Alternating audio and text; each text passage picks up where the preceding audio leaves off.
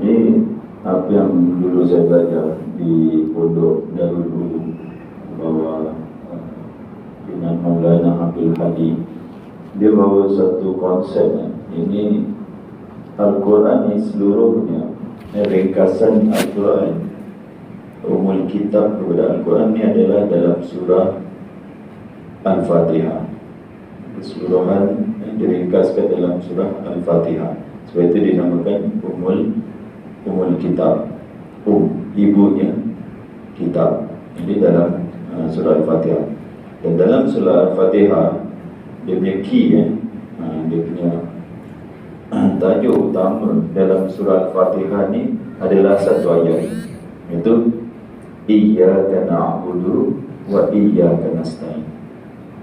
Al-Quran, jadi nak cakap kesimpulannya, Al-Quran ni tertumpu kepada Iyyaka na'budu wa iyyaka nasta'in. Diturunkan supaya kita beribadat kepada Allah dan kita memohon kepada Allah Subhanahu wa taala. Dan itulah kita diciptakan, wa ma khalaqtul jinna wal insa illa liya'budun. Tidak aku cipta jin dan manusia melainkan mereka supaya mereka beribadat kepada-ku. Jadi ibadat yang macam mana? Ibadat yang mentauhidkan Allah dalam beribadat. Bukan ibadat saja, tapi mentauhidkan Allah dalam ibadat. Itulah Al-Quran. Al-Quran adalah kitab yang diturunkan sebagai panduan untuk kita beribadat kepada Allah Subhanahu wa taala. Itu Al-Quran ni. Jadi surah Az-Zumar ni, dia ini menurut dia lah, menurut beliau, dia mewakili Iyyaka na'budu. Mesej dia adalah tauhid fil ibadah, mentauhidkan Allah dalam ibadat. Sedangkan nanti tujuh hamim dipanggil Hawamim. 7 surah yang dimula dengan Hamim. Ini 7 ni dia mewakili wa iyyaka nasta'in. Jadi al-ibadah fil doa. Untuk ibadah pula. At-tauhid fil doa. Itu mentauhidkan Allah dalam berdoa.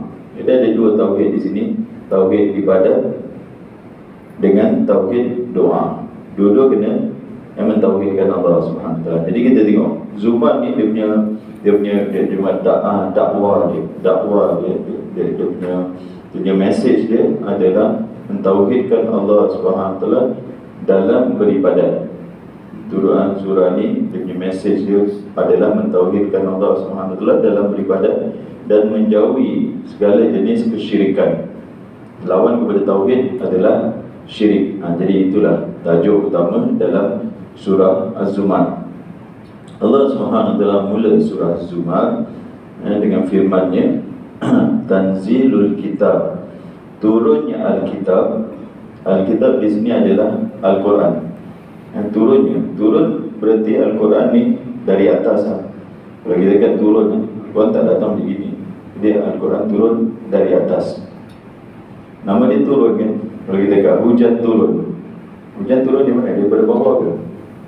Tak, daripada atas. Hujan turun daripada apa yang turun? Harga turun aja, tak daripada atas. Harga. Itu. Tapi kalau ada yang cakap simbolik, tapi kita ambil aja yang daripada atas. Dia daripada atas turunnya. Malaikat Jibril turun dari langit. Al-Quran ni dari langit. Allah kata di sini Tanzilul Kitab, turunnya kitab Al-Quran ini min Allah, dari Allah Subhanahu wa taala. Dari atas, dari siapa? Dari Allah Subhanahu wa taala. Dan Allah di sini sebut 3 namanya. Min Allah, Al-Aziz, Al-Hakim. Nak cakap mulianya Al-Quran ni, penurunan Al-Quran ni, turunnya Al-Quran ni, hebatnya, agungnya Al-Quran ni, 3 nama Allah gunakan. Jadi min Allah, satu dari Allah Subhanahu wa taala. Kemudian Allah sebut nama yang kedua Al-Aziz. Al-Aziz ni diterjemah yang maha kuasa, yang mengalahkan, yang berkuasa untuk mengalahkan, untuk menahan Jadi kuasa Allah Subhanahu Wa Taala tak boleh ditandingi. Kalau Allah Subhanahu Wa Taala nak turunkan Al-Quran, tak boleh halang turunnya Al-Quran. Jadi Al-Aziz. Kemudian nama Allah yang kedua Al-Hakim. Hakim ini dari sudut mana hakim, hikmah. Kita selalu cakap hikmah. Hakim itu adalah meletakkan sesuatu itu pada tempatnya. Hakim. Dia biasa kita cakap bijaksana. Cakap di sini cakap maha bijak, maha bijaksana. Allah maha bijaksana. Kita apa ni nak sebut pun Allah yang bijak. Saya ingat saya tak sebut begitu kan. Kita tak sebut Allah yang bijak. Boleh tak? Boleh tak? Rasa macam dia kan. Ada. Jadi pasal dia tak sama dengan bahasa Arab. Pasal kenapa Asmaul Husna ni, kalau kita belajar Asmaul Husna ni, dia tak boleh diterjemahkan. Dia tak boleh diterjemahkan. Kalau Ar-Rahman Ar-Rahim, terjemahan dia tak tepat. Kalau terjemahan kita tak boleh terjemahkan Ar-Rahman Ar-Rahim. Apa yang dia terjemah? Maha Pemurah. Ar-Rahman terjemah Maha Pemurah. Macam mana Ar-Rahman pula jadi Maha Pemurah pula? Dia punya terjemahan apa ni? Tak kena. Jadi Ar-Rahim sayang. Kadang juga Maha Penyayang. Rahim itu sayang. Rahim itu dia macam Rahman. Rahmat apa? Kalau bahasa apa ni? Rambutnya Messi Messi pula, Messi Rahmat. Jadi gitulah. Kadang kita cakap senang je, belas kasihan. Rahmat apa? Belas kasihan. Tak semestinya kita sayang seseorang itu. Kucing datang, kucing yang teruk, popak begini semua, berdarah-darah begitu, kita belas kasihan je. Awak sayang ke kucing? Kucing ni kita bagi makan kepada kucing, kita sayang dia. Ada kita sayang, aku sayang kucing ni. Tak ada. Tak ada orang sayang kucing. Dia belas kasihan. Dia mengasihani. Jadi tak cakap sayang. Kalau sayang tu ada nama Allah Wadud.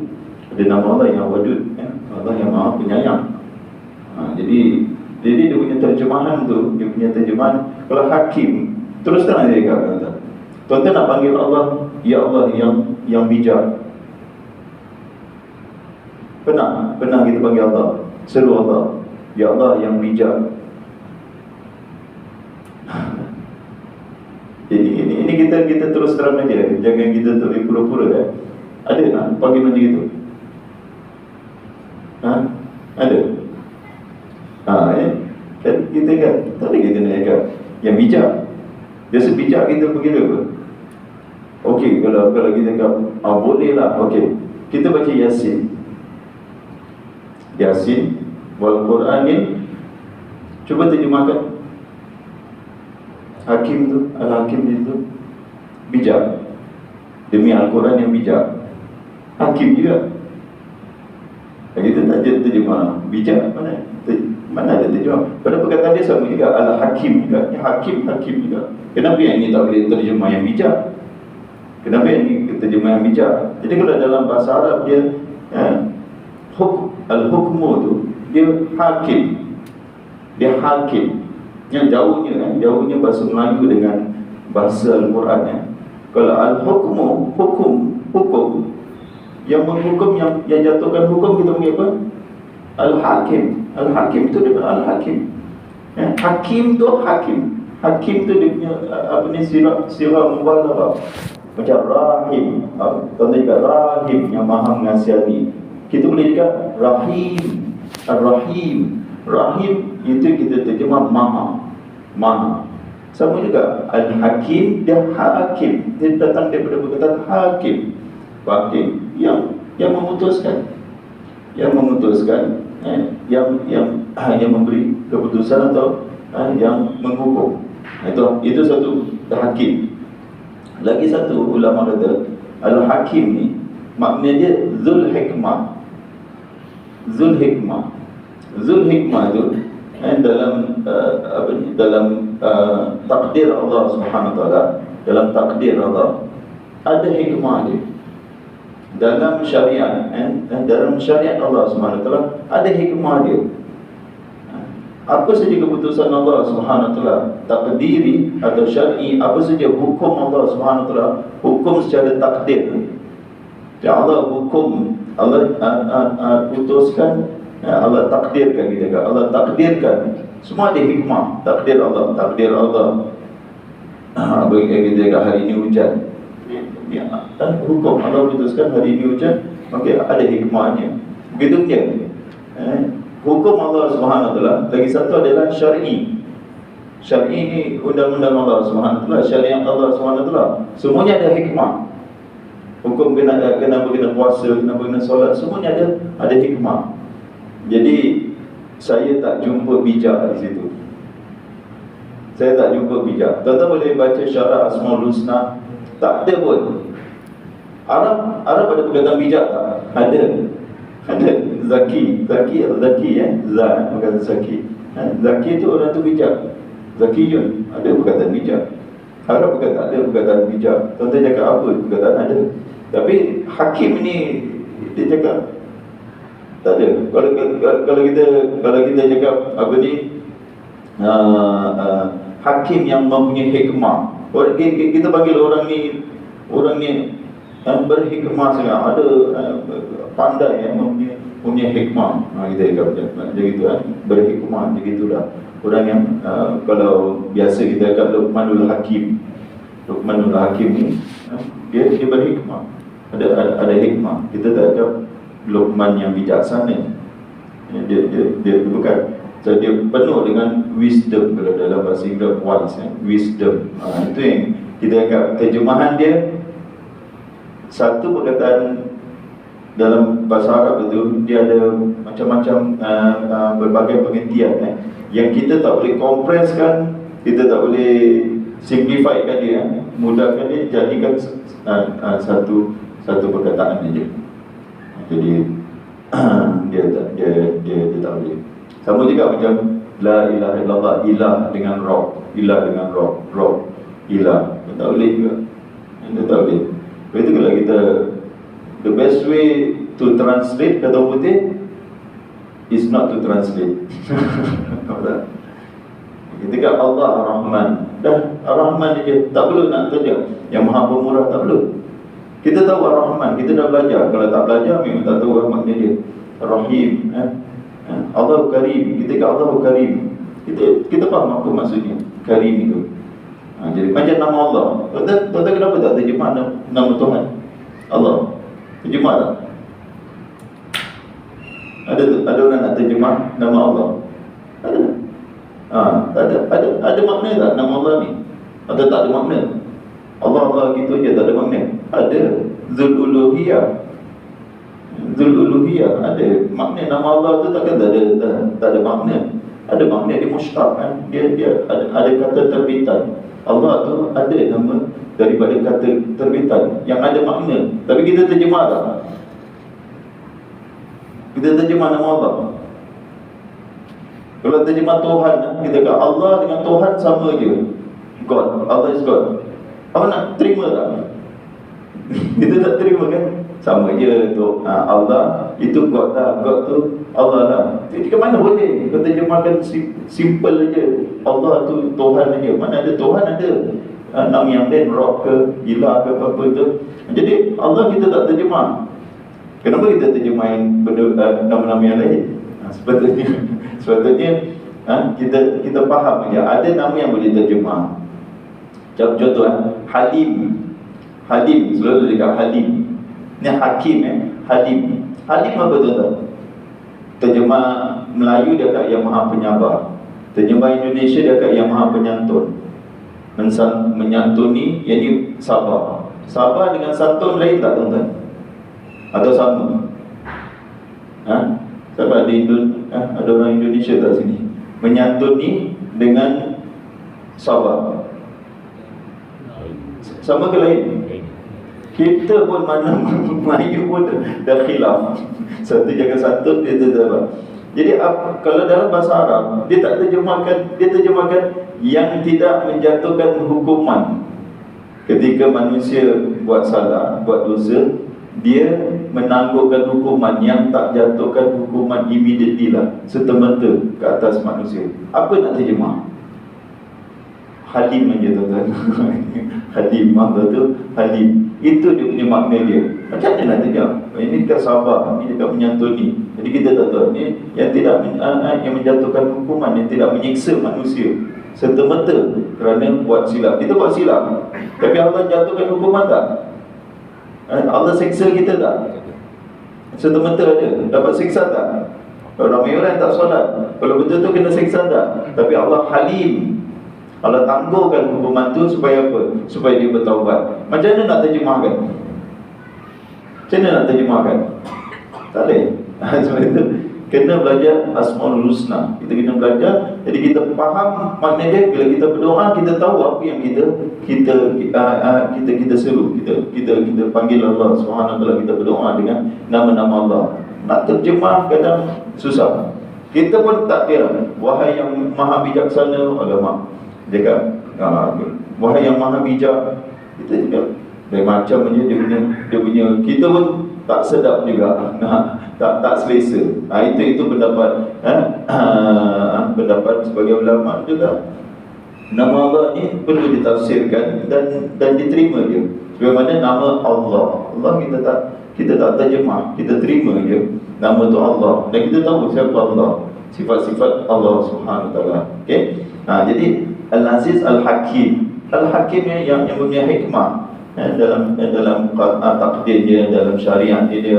Jadi nak tunjukkan Al-Quran ini, nak tunjukkan mulianya Al-Quran ini, dia turun daripada yang punya hikmah, yang punya hukum. Berarti apa? Al-Quran ni banyak sekali hikmah di dalam Al-Quran. Kalau kita cakap dengan seorang itu, ini buku, ni kitab ni, pun membaca kitab ni, banyak sekali kata-kata hikmah. Kita akan satu buku Word of Wisdom dipanggil buku tu, kata-kata hikmah di dalam buku tu. Okay. Ini contoh je, tuan-tuan. Kita dapat buku ni, banyak kata-kata hikmah. Cara kita baca macam mana? Cara kita baca, dalam ni banyak kata-kata hikmah di dalam kitab ni. So, kita punya sikap, kita dapat buku tu, macam mana tu tak? Wah, ini nak kena banyak kena fikir ni. Poyak kita punya kepala ni, nak baca kitab ni. Pasal banyak hikmah-hikmah, dan kita dah set kita punya mind. Oh, ini kitab ni banyak hikmah ni. Banyak hikmah, betul tak? Tak lain kalau kita dapat kitab buku ni, ini kitab panduan macam ni, ini manual kita. Yang kita dah tahu, kita dapat manual saja kita tahulah kan. Tak payah baca lah. Tak tepi lah. Tapi kalau kita hikmah, nak baca, tak boleh baca macam kita baca surat khabar kata. Kita nak kena betul-betul teliti kata-kata dia. Kalau kita cakap Al-Quran ini turun daripada Allah yang mempunyai hikmah, takkan Allah Subhanahu wa taala berbicara di dalam Al-Quran ini tanpa hikmah. Tanpa hikmah Allah sebenarnya berbicara secara ulama cakap perkataan dia punya susunan saja, tuan-tuan. Susunan semua ada. Kalau kita nama kita sekarang rahsia tau. Rahsia dia semua ada. Hikmah-hikmah dia. Kenapa Allah susun gini? Kenapa Allah susun gini? Kenapa ayat ni pertama? Kenapa ayat ni kedua? Semuanya ada hikmah dia. Dan ini perlu kepada kerja banyak sekali untuk nak meneliti Al-Quran. Dan ini bukan perkataan manusia. Min Allah, dari Allah. Ini perkataan, kalamnya adalah kalam Allah. Allah itu min Allah, daripada Allah Subhanahu wa taala. Jadi kita kena bagi due respect macam gitulah kepada Al-Quran ni secukupnya. Jangan main-main dengan Al-Quran. Jangan ingat Al-Quran ni macam kita lah, sudahlah macam tu. Kena bagi perhatian untuk setiap ayat itu yang kita baca sepatutnya lah. Sepatutnya. Jangan Nabi cakap macam minum air susu. Jangan kamu baca Al-Quran macam minum air susu. Ada tak hadis ada? Macam kamu minum air susu. Laju je minum air susu macam gitu tu. Tak ada. Slow sikit. Baca Al-Quran. Nak kena perhatikan dia punya perkataan-perkataan dia. Kenapa kita tak detail sangat baca? Kita nak bahaskan secara detail kerana kita tak faham bahasa Arab. Itu susah. Nak detail sangat kerana tak faham. Tapi kalau tuan-tuan faham bahasa Arab, boleh kita masuk secara detail satu perkataan. Kenapa perkataan ini gini. Itu bagi I'rabul Quran, dia punya susunan dia. Tapi kerana kita tak faham bahasa Arab, susah. Kita nak cakap tentang bahasa, cakap tentang bahasa Arab, apalagi bahasa Al-Quran yang tinggi